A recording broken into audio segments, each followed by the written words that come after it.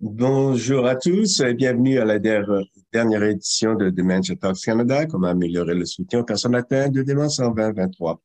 Chaque mois, Dementia Talks, une série présentée par la Société Alzheimer du Canada en partenariat avec Brain Canada, présente une conversation sur un sujet lié aux démences ou aux troubles neurocognitifs, à laquelle participent des chercheurs et des personnes qui ont une expérience directe de première main. Alors, je m'appelle Sabrina Antonescu, gestionnaire principal du programme Brain Canada. Je vais animer la conversation.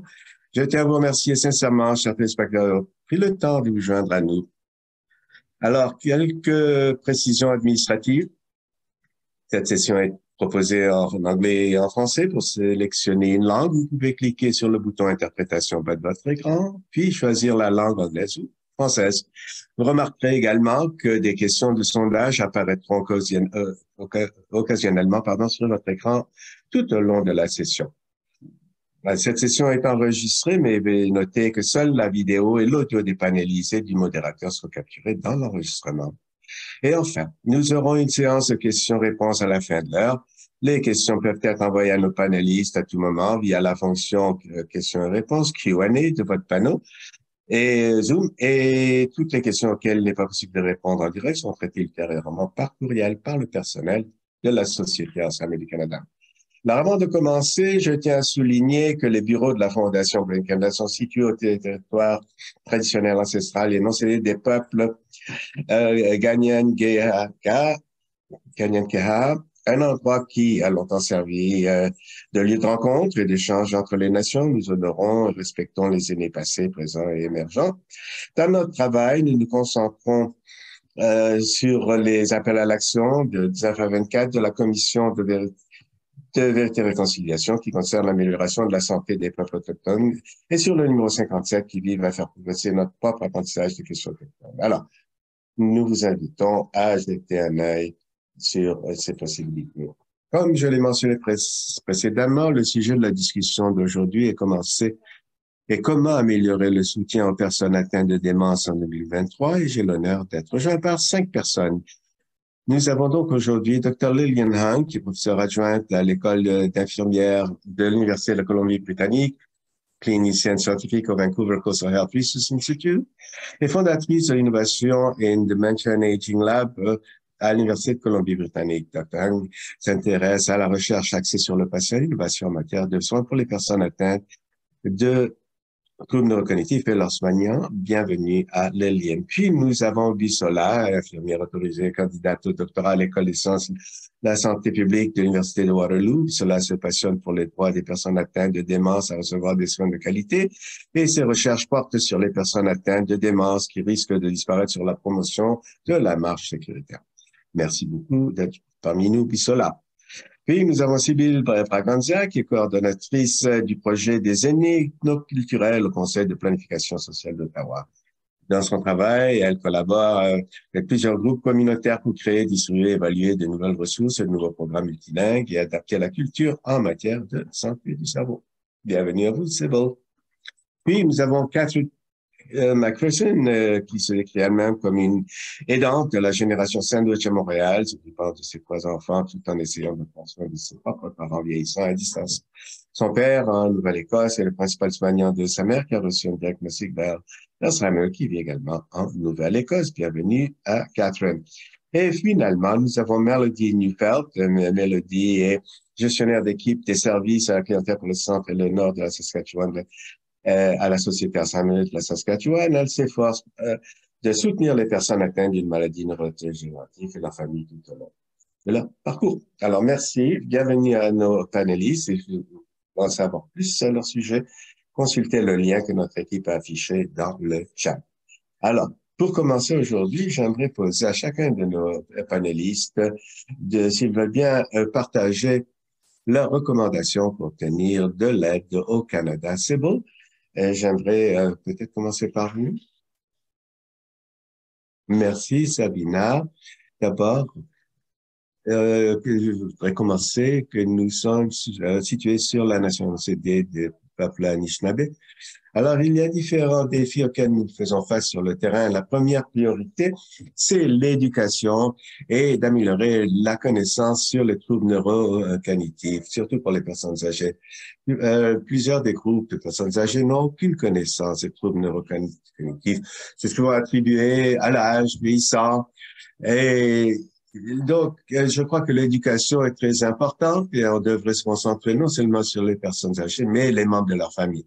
Deuxièmement, d'améliorer l'accès aux services pour nos personnes âgées, d'avoir la connaissance. Et l'éducation, c'est une étape.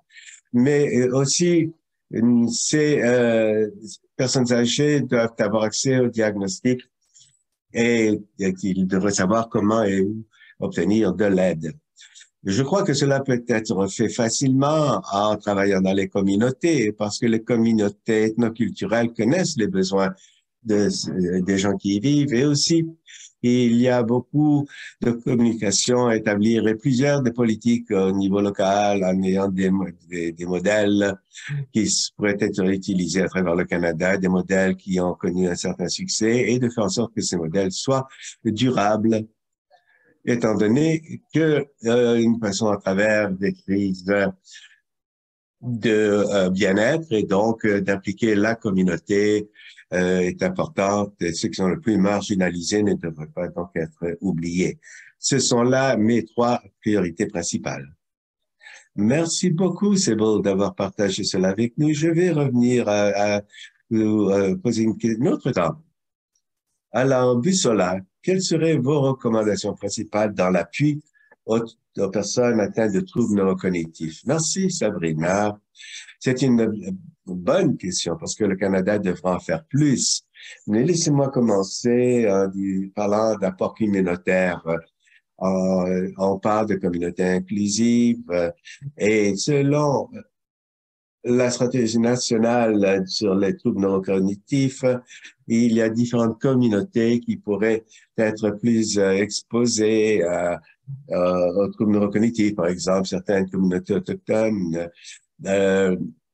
Nous savons donc que cela est dû à d'autres conditions, l'hypertension, l'obésité. Parfois, ça peut être le tabagisme, le diabète. Alors, quand on utilise le terme trouble neurocognitif, dementia en anglais, ce n'est pas souvent utilisé dans ces communautés. On utilise les symptômes qui décrivent les troubles neurocognitifs, mais pas nécessairement le mot même. Alors, plutôt que d'utiliser ces mots, cela pourrait être un facteur qui contribue à leur fait qu'ils n'accèdent pas facilement aux soins dont ils auraient besoin ou au support.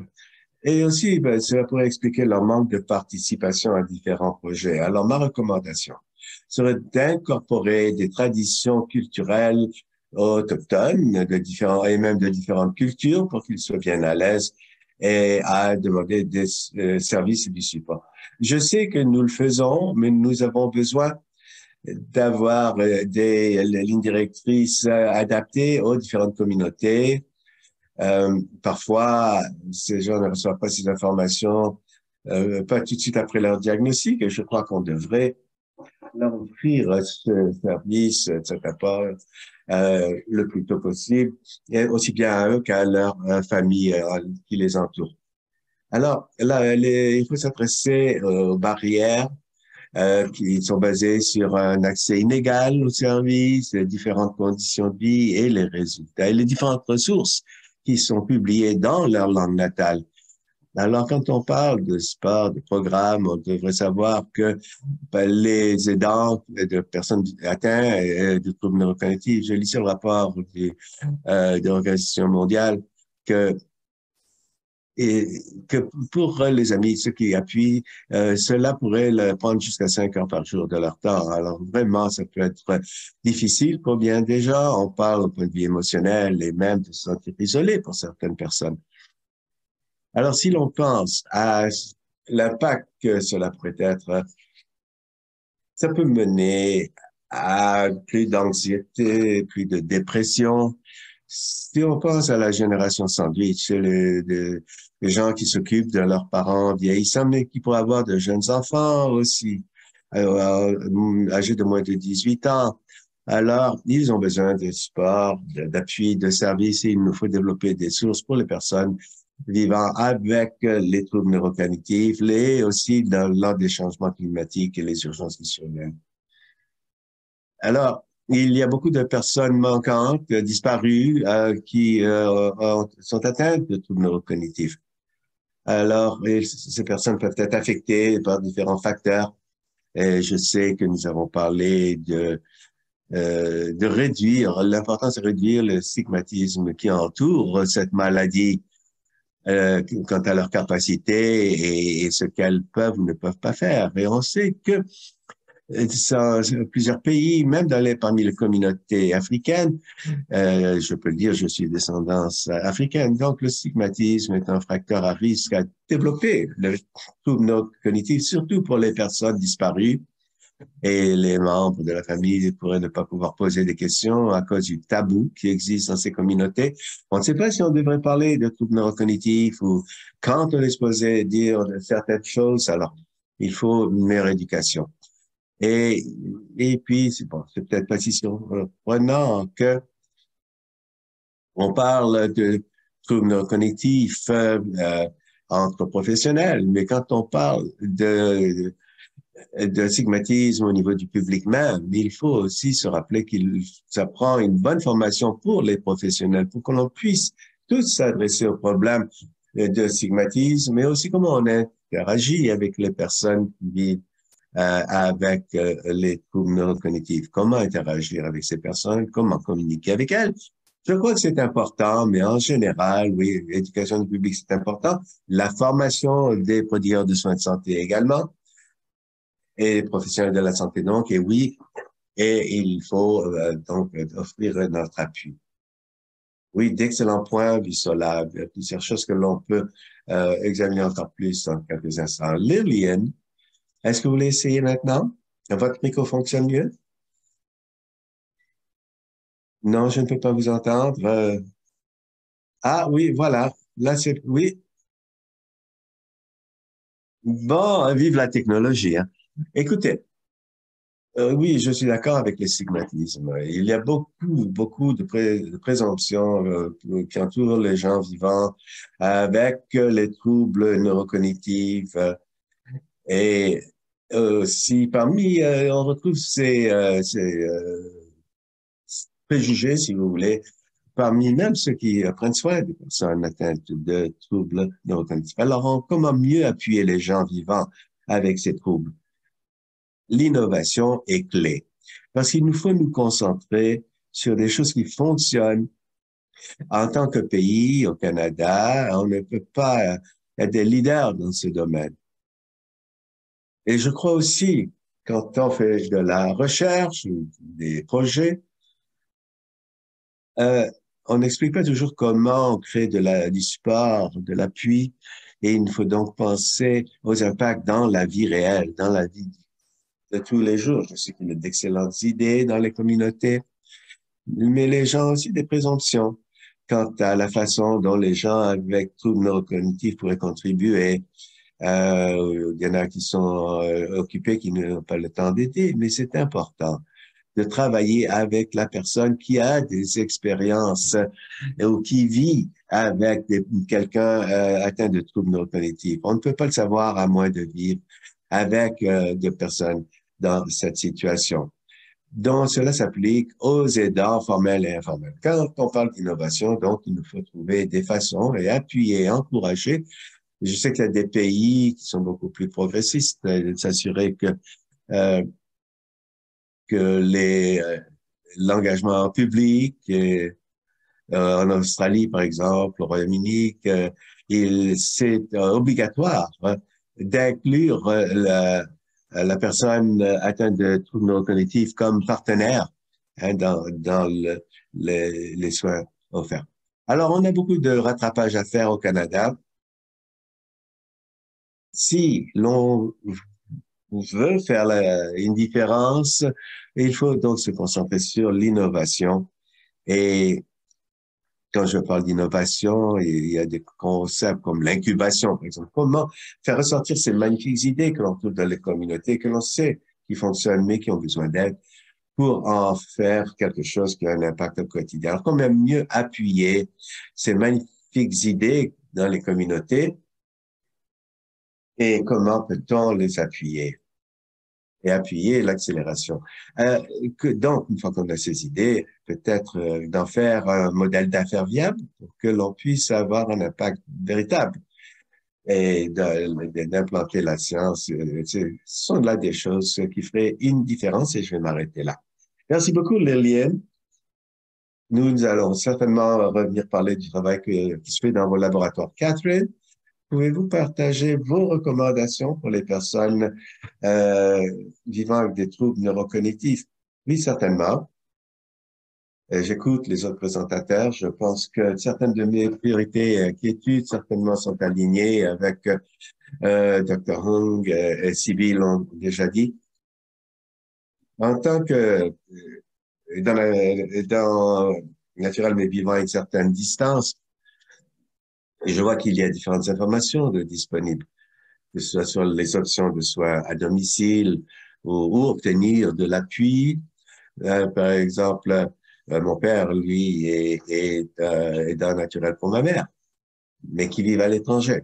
Alors, il y a beaucoup d'informations, surtout sur le site de la Société d'Alzheimer.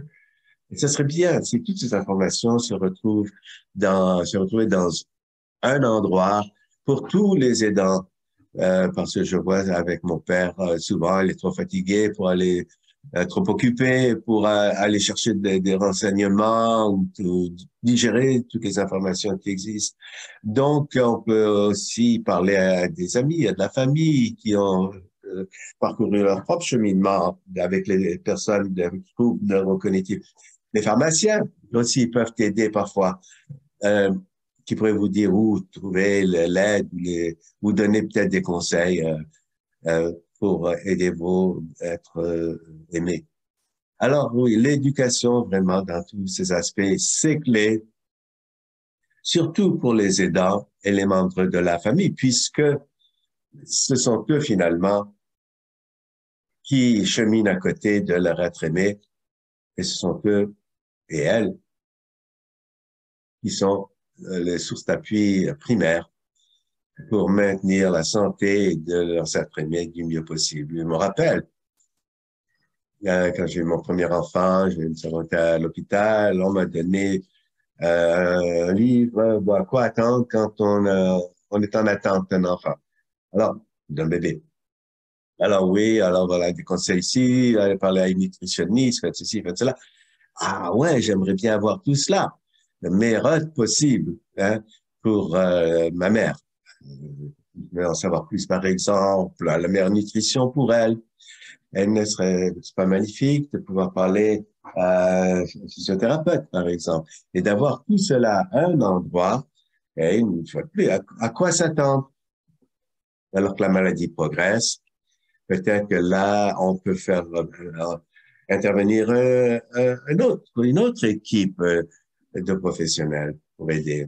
Et l'autre chose, euh, oui, d'avoir un guide où l'on réunit toutes ces informations serait utile pour les aidants, surtout quelqu'un qui essaie d'aider à distance et qui essaie donc d'aider quelqu'un qui aide un aidant à distance et qui se trouve à distance. Alors, ça serait magnifique s'il y avait une équipe une approche d'équipe.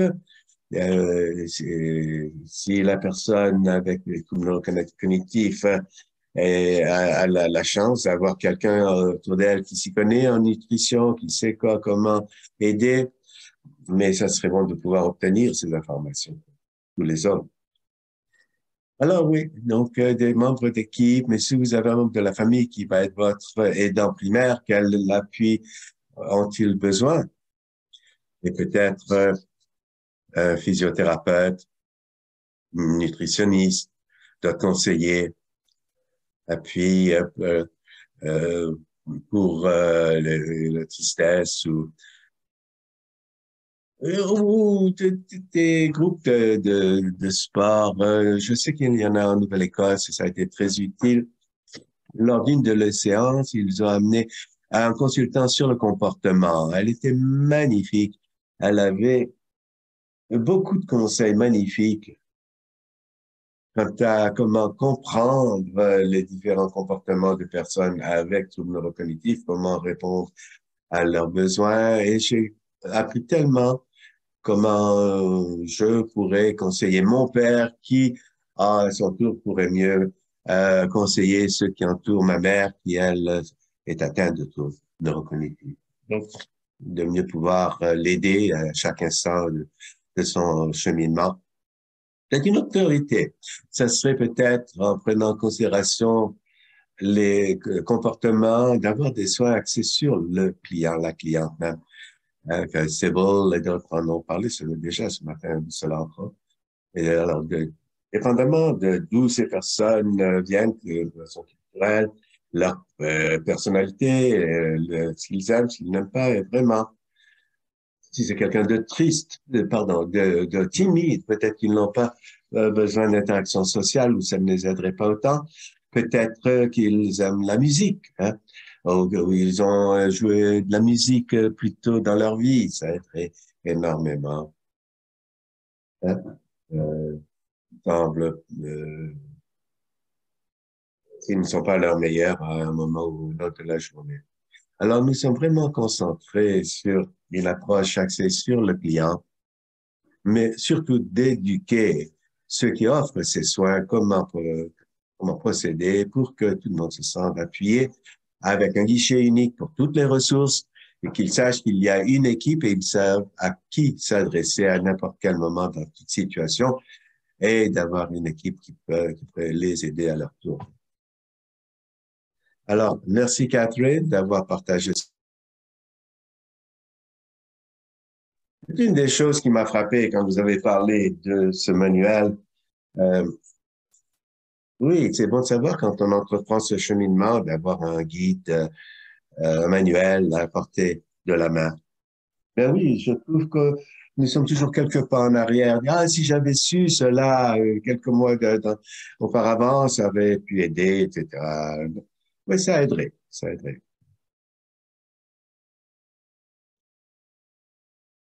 Alors, j'aimerais faire un suivi sur les différents points que vous avez tous soulignés quant aux priorités pour l'appui aux personnes avec troubles neurocognitifs. Mais je vais commencer avec Lillian.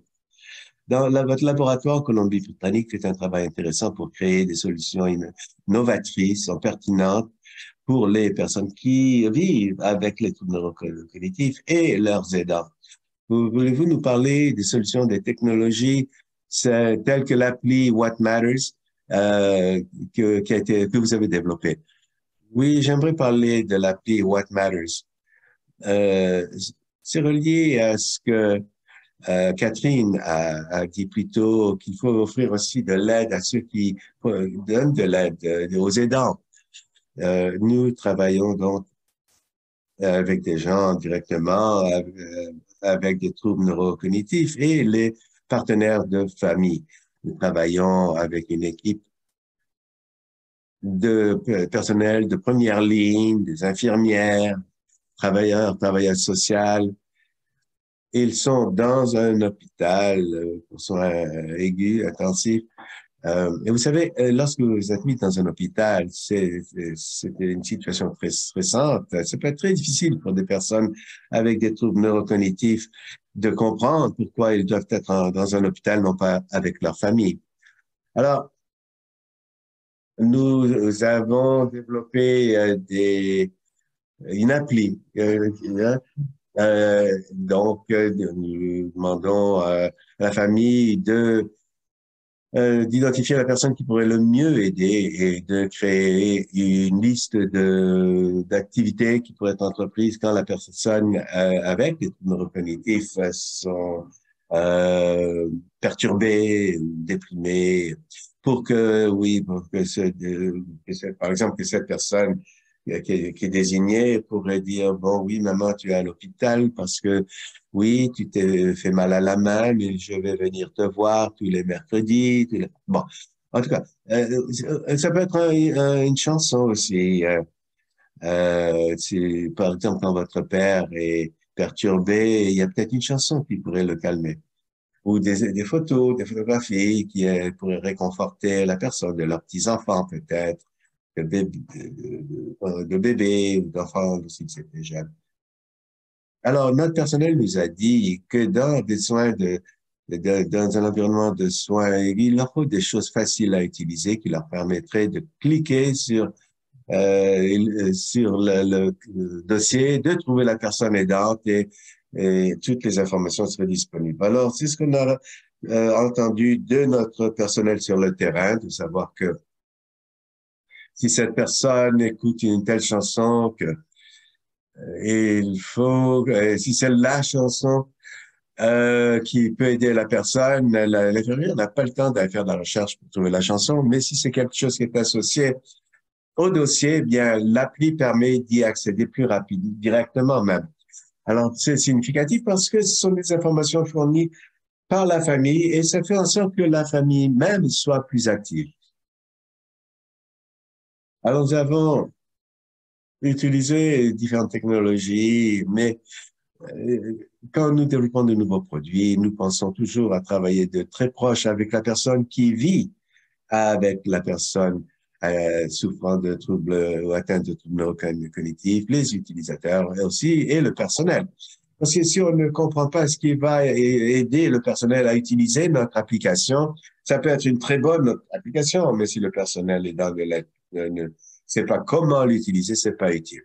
Pour que ce soit utile, utilisable, on en revient toujours au point que de défier les présomptions, de trouver des façons dont ces parties prenantes seraient impliquées dans le processus pour qu'on puisse formuler quelque chose autour d'eux et d'elles. Merci beaucoup. Excellent travail que vous faites, Liliane. Melody, voulez-vous répondre à la première question que nous avons posée? Pouvez-vous m'entendre maintenant? Oui. Ah, c'est parfait. Je m'excuse du problème plus tôt. Alors, pour continuer sur First Link, bien, je parle surtout pour la province de Saskatchewan, mais à travers le pays, il y a des différences dans nos programmes et il y a des principes de base que nous suivons en établissant ces programmes. Et en fait, c'est d'aider la famille des personnes, les aidants naturels, de se préparer aux défis et au succès associés avec la progression de la maladie par une connaissance pratique et des stratégies utiles. Alors, les données probantes démontrent que euh, c'est une maladie qui progresse et que cela prend si FirstLink avait un financement stable, nous pourrions travailler au fil des ans à partager ces informations, car nous sommes une partie importante du cercle d'aide pour toute personne et leur partenaire vivant avec les troubles neurocognitifs. Merci, Mélodie. Pour faire un suivi là-dessus, lorsqu'on s'est rencontrés la semaine dernière, vous avez parlé du programme First Link comme étant une ressource qui pourrait autonomiser les gens, leur permettre non seulement d'avoir des connaissances, mais de se relier à une communauté d'experts et d'appui. Et vous avez donné un excellent exemple comment le programme First Link a pu autonomiser quelqu'un et éventuellement améliorer leur qualité de vie. Pourriez-vous partager cet exemple avec le groupe? Oui, c'était un exemple qu'un des coordonnateurs de First Link avait partagé avec moi. Et fondamentalement, c'était un client qui hésitait à se connecter avec nous parce que c'était trop difficile émotionnellement. C'est un partenaire de soins pour quelqu'un qui avait été diagnostiqué avec un trouble neurocognitif précoce. Et donc, alors que la personne diagnostiquée était en déclin, que sa maladie s'aggravait, il pensait ne pas pouvoir continuer de vivre sans elle ou avec elle. Et donc, nous l'avons mis en contact avec un de nos groupes de sport, surtout pour les époux de personnes avec des troubles neurocognitifs. Après donc avoir reçu cet appui des autres participants, il a parlé d'espoir, d'avoir un certain espoir de pouvoir vivre un jour à la fois et d'être présent avec son partenaire alors que la maladie continue d'empirer. Merci, Mélodie, c'est très puissant. Alors, je vais retourner à Sybil, à la clinique d'Ottawa, où vous avez fait affaire en communauté pour pouvoir répandre les ressources disponibles aux personnes âgées, ethnoculturelles. Euh, alors, il est donc, vous avez souligné que c'est important de travailler avec la communauté. Et pouvez-vous donner des exemples de programmes communautaires qui ont eu un certain succès et comment ils ont été adoptés pour être appropriés de façon culturelle?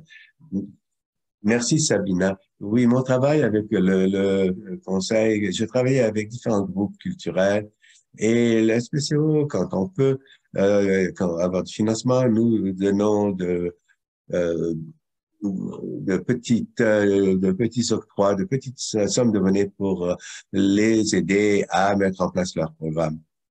Donc, ce sont des soins qui sont offerts aux personnes âgées et cela fait partie d'un engagement culturel, engagement social pour qu'il puisse y avoir une participation. Et aussi, cela inclut les besoins des communautés. Les leaders sont impliqués. Par exemple, nous avons des personnes âgées qui ont euh, mis sur pied des cours de cuisine pour toute personne euh, atteinte de troubles neurocognitifs qui aimerait continuer de cuisiner. Et aussi, je voulais mentionner que parmi les 30 groupes, nous avons tellement de bénévoles. Un de nos bénévoles euh, qui était à quelqu'un en détresse, dans une communauté, il y avait une personne qui travaillait avec 3 personnes âgées avec troubles neurocognitifs et nous, nous avons, avec une somme de 24 000 par année, elle faisait de l'interprétation linguistique, offrait de l'appui émotionnel, préparer des plats, cuisiner. Et ça, ce n'était pas pour une personne âgée de notre communauté, mais ça va à tous les groupes qui appuient les personnes âgées. Alors, ce sont des programmes qui voient aux besoins des personnes âgées et comment faire en sorte qu'ils aient cet appui dans leur propre langue pour qu'ils puissent. Et pour cela, nous offrons des interprètes culturels, non seulement pour cette formation médicale, mais pour comprendre leur pertinence culturelle, les éléments importants de leur culture qu'il faut intégrer. Alors, on comprend souvent que les personnes âgées sont fatiguées et qu'elles ont besoin de beaucoup d'appui. Nous avons fait une étude en 2018 sur le fardeau des aidants et cela, bon, non seulement il leur fallait beaucoup d'informations, mais ils ne savaient pas ce qui était disponible. Et donc, d'avoir ces capacités linguistiques aussi, cette interprétation, et de pouvoir avoir accès aux services qui pourraient pallier à tous les manques du système. Alors, bravo au groupe à qui je travaille, ils sont vraiment fantastiques. Oui, absolument. Et quand on s'est parlé la semaine dernière, ça mettait vraiment l'emphase sur l'importance de reconnaître et d'accorder la valeur, la contribution des aidants. Et jusqu'à que l'on fasse cela, qu'on reconnaisse cela, c'est une des étapes vers une amélioration de l'appui offert aux personnes vivant avec troubles neurocognitifs. Alors, nous allons continuer maintenant. Vous êtes infirmière enregistrée, vous faites partie du programme de doctorat pour voir la sécurité de toute personne qui vit avec des troubles neurocognitifs. Alors, quelles sont les politiques et programmes qui ont été mis en place ou qui pourraient être mis en place afin de créer un environnement sécuritaire pour ces personnes? Oui, merci beaucoup. Ben, ma propre recherche dans le cas des personnes disparues qui étaient atteintes de troubles neurocognitifs, nous avons mis l'emphase sur de trouver, d'offrir de l'aide avec les personnes disparues et les personnes qui travaillaient avec ces personnes-là et d'offrir, de leur apprendre à développer un environnement sécuritaire pour les personnes qui vivent avec troubles neurocognitifs et voir ce qui a été fait dans d'autres pays, comme l'Écosse, par exemple.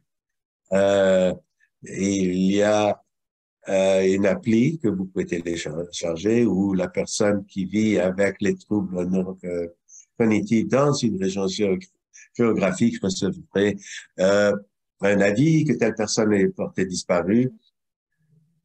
Et puis, bon, selon comme est l'accord de la famille, on pourrait divulguer le nom et l'endroit où la personne a été la dernière.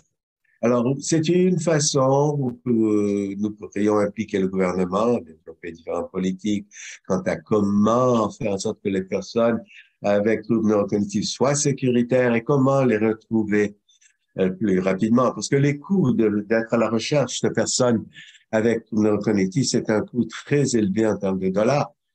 Hein? Et simplement pour les personnes disparues, ça implique la police, les équipes de recherche, de rescousse.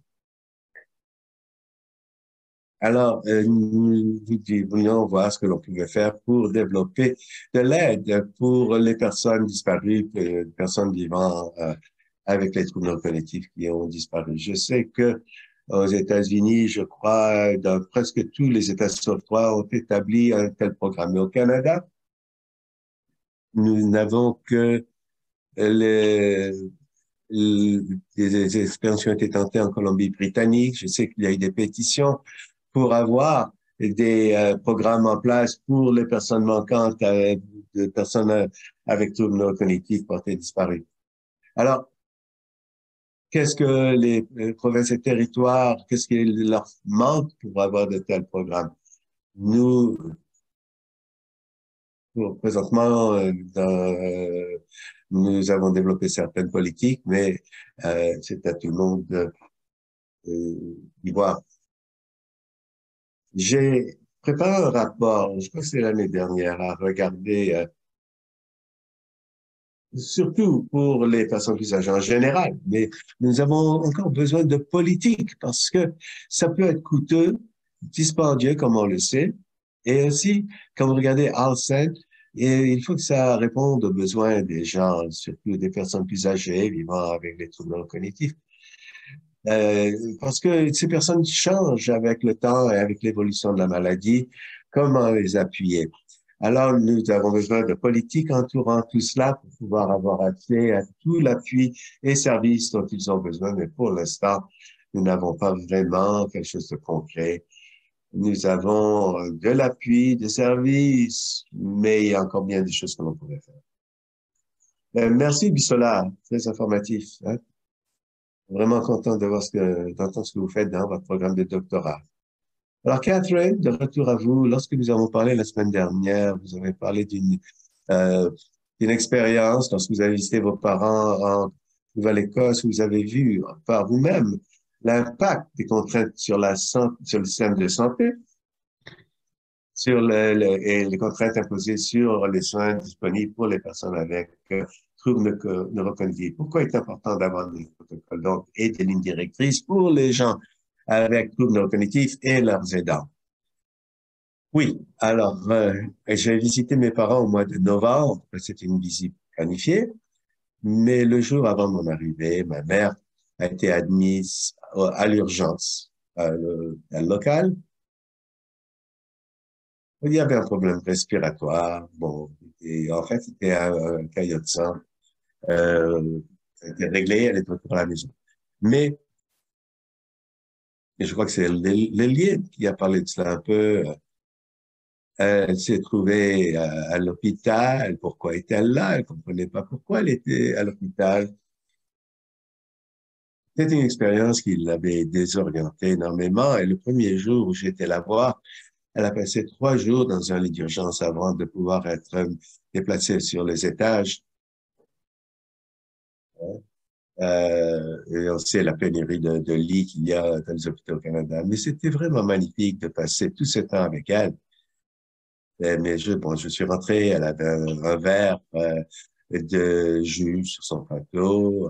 Bon, elle a terminé son jus, elle voulait un peu d'eau. 5 minutes plus tard, quelqu'un est venu, elle a dit, ah, est-ce qu'elle a fini son jus?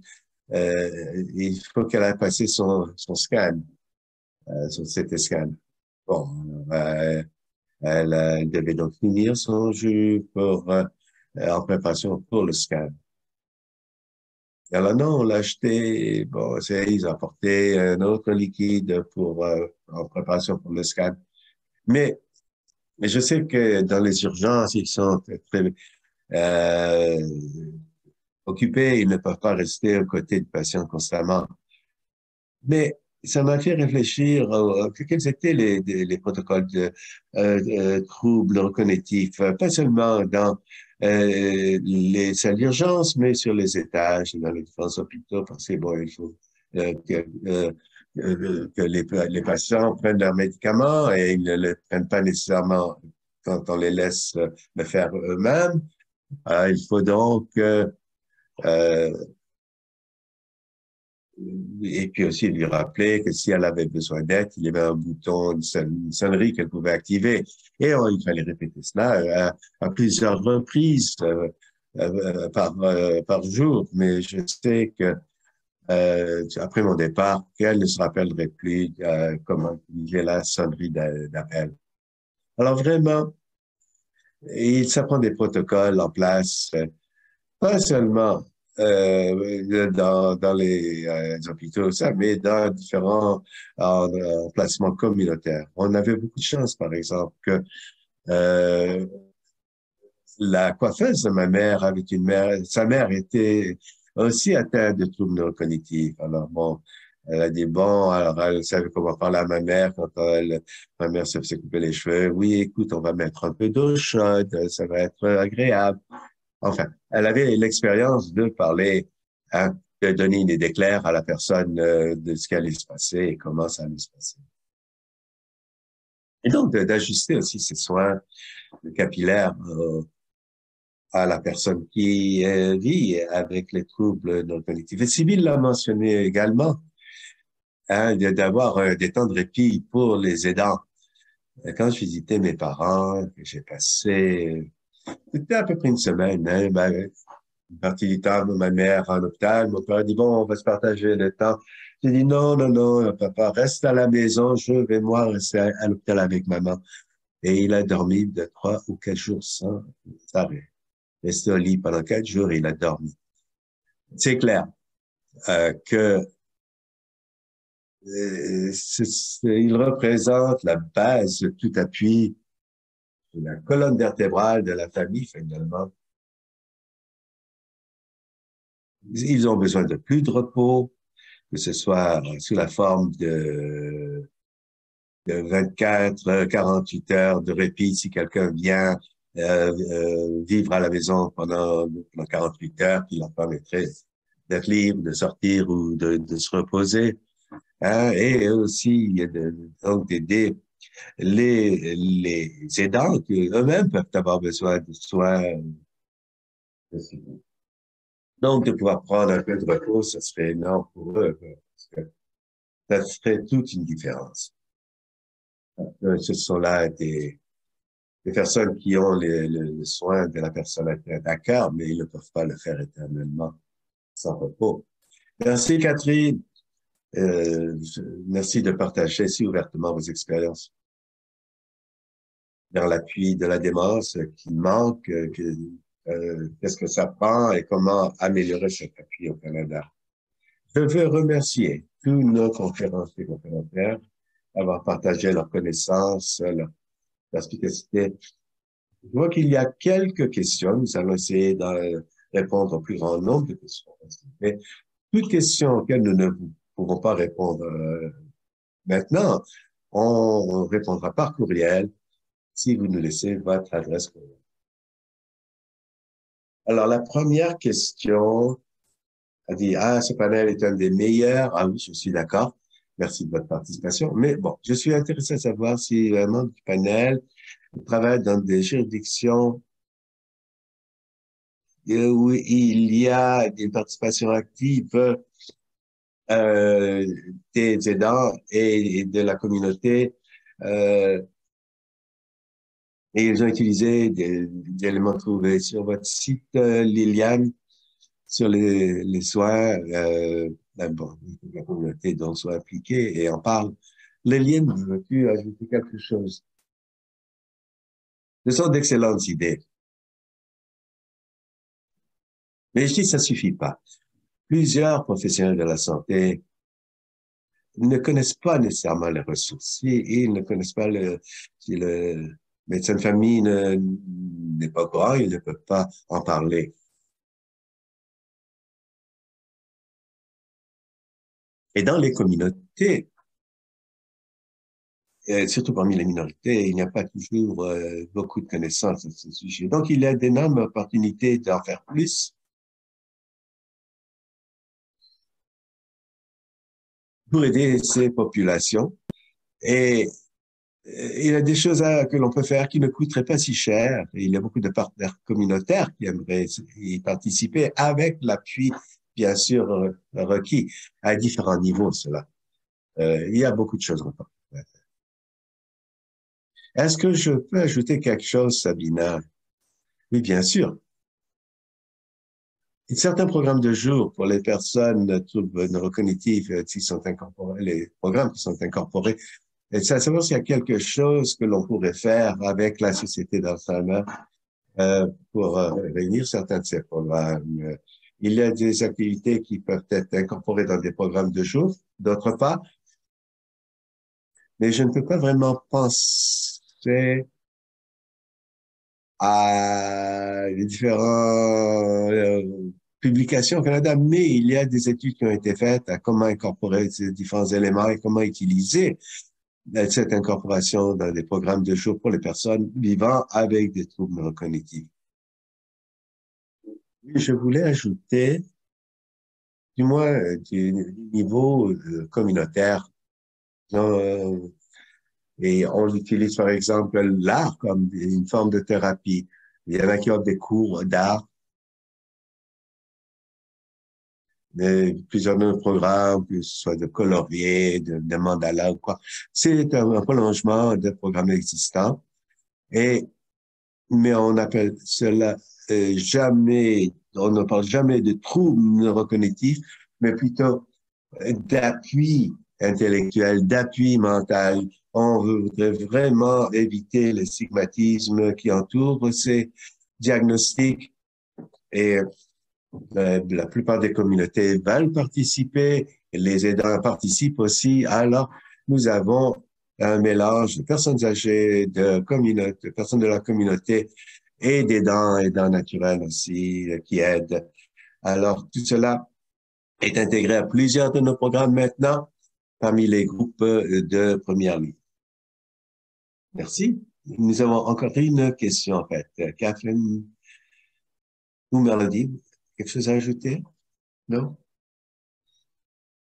Ben, je crois que c'est une excellente idée. Et ça revient à l'idée que la thérapie peut faire ressortir s'il y a de meilleur en la personne et peut-être d'ouvrir une fenêtre à la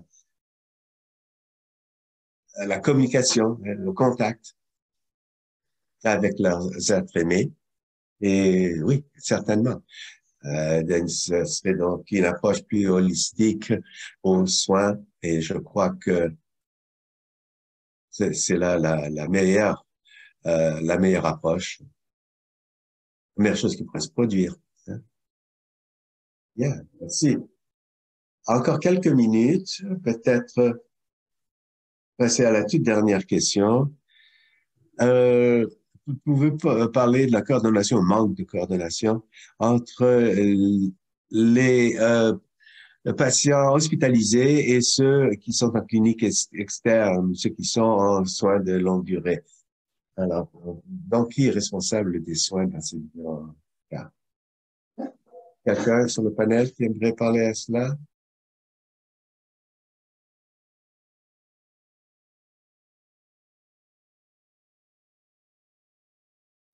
Bien, écoutez, je peux vous parler de mon expérience. Je crois que ça varie d'une province à l'autre.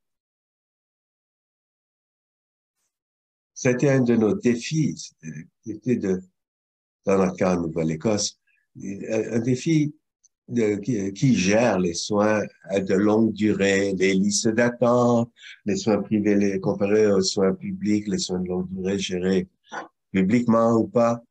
Alors, je sais qu'en Nouvelle-Écosse, présentement, personne n'est accepté dans des soins de longue durée, sauf en venant directement de l'hôpital. Donc, nous avons un coordonnateur de soins en Nouvelle-Écosse qui vient évaluer ma mère et faire des recommandations sur les interventions requises, l'appui requis, etc. Par exemple, avec l'aide thérapeute. Enfin, tout ce que je peux dire, c'est que ça dépend vraiment comment les choses sont gérées au niveau provincial. Et je peux simplement vous dire que c'est un des défis de comprendre comment tous les différents systèmes fonctionnent. Je parle à quelqu'un en Ontario et bon, ça semble être bien différent là-bas également. Alors, peut-être qu'on pourrait améliorer, ça serait beaucoup plus clair pour la famille en termes de planification de soins de longue durée que ce soit fait soit à la maison, en institution publique. Qui est responsable de cela? À qui parler? Enfin, je sais que c'est un problème à travers le Canada. Oui, je voulais parler de soins de longue durée. Nous venons de faire un groupe de discussion sur l'hébergement. Les groupes ethnoculturels, c'est un dernier recours, surtout que si ce n'est pas approprié de façon culturelle, ou s'ils sont végétariens, par exemple, il n'y a pas d'appui pour cela. Tout l'aspect culturel, social, religieux dans les soins de longue durée, cela n'est pas incorporé aux soins de longue durée. Alors, cela revient à la famille de s'occuper de leur être aimé parce qu'ils n'ont pas d'appui ailleurs. Alors, nous venons de loin à essayer d'offrir des soins appropriés de façon ethnoculturelle, mais ce n'est pas encore complet. Oui, si je peux ajouter, je crois que il y a beaucoup de présomptions de stigmatisme, ce que une personne vivant avec des troubles neurocognitifs, à savoir qu'est-ce qu'elle, cette personne pourrait contribuer dans les prises de décision. Souvent, les patients en milieu hospitalier ne sont pas consultés, on s'occupe d'eux, on fait pour eux. Et d'un hôpital à l'autre, ça dépend, ça dépend qui gère les placements. Mais je sais que avec le besoin de lits en milieu hospitalier, il y a bien des gens qui sont placés en maison. Euh, et parce qu'ils n'ont pas le temps, ne peuvent pas prendre le temps de converser, de voir ce qui pourrait fonctionner pour la personne. Alors, la personne sont exclus des prises de décision, n'ont jamais été consultés et simplement déplacés d'un endroit à l'autre. Alors, je sais pas. Je pense que ce n'est pas bien. Il y a tellement de choses supplémentaires qu'on pourrait faire. Ouais, il y a beaucoup de travail à faire encore. Alors, nous allons terminer questions-réponses. Je veux aussi reconnaître et remercier euh, et- le fait que il faut aussi de l'appui. Il y a un commentaire à ce sujet qu'il y a aussi des hommes qui sont des aidants et donc de leur offrira aussi de l'aide. Merci. Alors, merci aux membres du panel. Merci à leur participation. L'enregistrement de cette session sera affiché sur le canal YouTube de la Société Alzheimer du Canada dans les prochains jours et Brain Canada inclura un lien vers l'enregistrement dans son bulletin électronique mensuel. Assurez-vous de vous joindre à nous pour nos prochaines conférences en février et en mars. Nous avons des sujets passionnants en cours d'élaboration. Assurez-vous d'ajouter le site alzheimer.ca Talks à vos favoris pour rester informés. Alors, je vous souhaite tous un excellent mercredi. Merci une fois de plus de vous être joints à nous aujourd'hui et merci à nos conférenciers.